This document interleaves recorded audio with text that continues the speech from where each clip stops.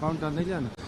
ընդդիմադիրներին հայտարարում են, որ Հայաստանում կա 40-ից ավելի քաղաքաբանտարկյալ, իշխանությունն ասում է Հայաստանում քաղաքաբանտարկյալներ չկան։ Իշխանությունները միշտ ասելու են, որ Հայաստանում քաղաքաբանտարկյալներ չկան, բայց մեկ շնչին ընկնող քաղաքաբանտարկյալների թվով գուցե Հայաստանը արդեն առաջատար երկրներից մեկն է։ Քաղաքաբանտարկյալ յուրաքանչյուրը կարող է լինել, ով քաղաքականությունով է զբաղվում, ով փորձում է ընտրություններին մասնակցել, ով ընդդիմադիր հայացքներ ունի, բոլորի վրա քրեական գործեր են սարքում, բոլորին հետևում են զուգարաններում, լողասենյակներում, տներում, աշխատասենյակներում, նամակները, հեռախոսն են լսում։ Սա համատարած բնույթ է կրում եւ նույնիսկ վարչապետի հրահանգով այդ գաղտնալսած սարքեր անօրինական ձևով այդ նյութերը, տեսահոլովակները տարածում են։ Հիմա հարվածի տակ է նաև եկեղեցին, 3 սրբազաններ են նստած, հոգևորականներ են ձերբակալված, Սամվել Կարապետյանն է ձերբակալված որպես մեծ բարերար, ով որ մասնակցում է ընտրություններին, ընտրացուցակներում կա, նրանց վրա արդեն քրեական գործեր են բացում։ Եթե քաղաքապետ են դառնում, ընդդիմադիր գյուղապետ են դառնում, նրանք արդեն հայտնվում են կալանավայրերում։ Սա ինչ է, սա արդյոք չի նշանակում, որ Հայաստանում համատարած քաղաքաբանտարկյալներ են եւ ընտրությունները մոտենալուն զուգահեռ այդ մարդկանց թիվը ես վստահ եմ շատանալու է։ Հիմա ընտրություններ են տեղի ունենում Էջմիածնում, բացառված չի, որ եթե ընդդիմադիր թեկնածու դառնա քաղաքապետ, ապա նրան նույնպես կձերբակալեն։ Գուցե այդտեն քրեական գործեր են հարուցում, պատրաստում են, որ եթե լինի հաղթանակ, նրանց նույնպես ձերբակալելու են։ Ես ուզում եմ մեր քաղաքացիներին դիմել եւ ասել, որ չկարծեք, որ սա վերաբերվում է միայն հոգեվորականներին, միայն ընդդիմադիր հայացք ունեցող մարդկանց։ Հերթը ձեզ էլ է գալու, որտեղ երբ որ բռնատիրական մեքենան սկսում է աշխատել, այդ մեքենան արդեն կանգնացնել չի լինի, այդ մեքենան արդեն նոր զոհեր է պահանջում։ Եվ յուրաքանչյուր Հայաստանի քաղաքացի պետք է հասկանա, որ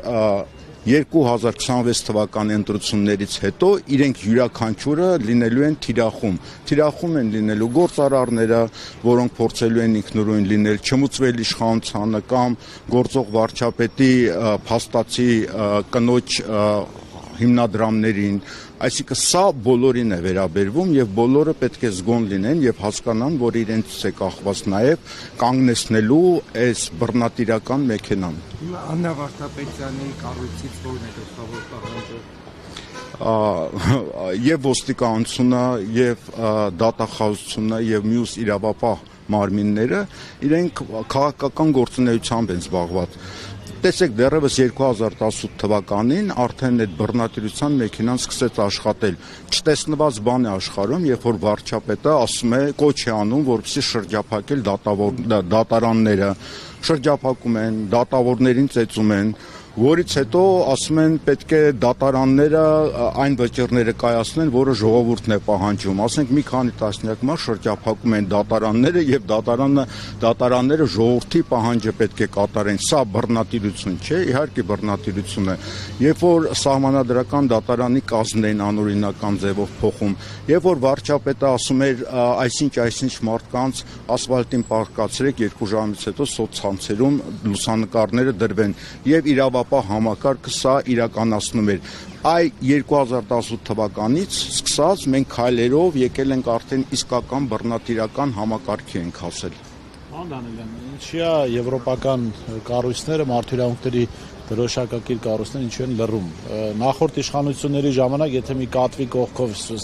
մի անհարմար դիրքով շուն անցներ, զեկույցներ էին կազմում։ Հարցը այն էր, թե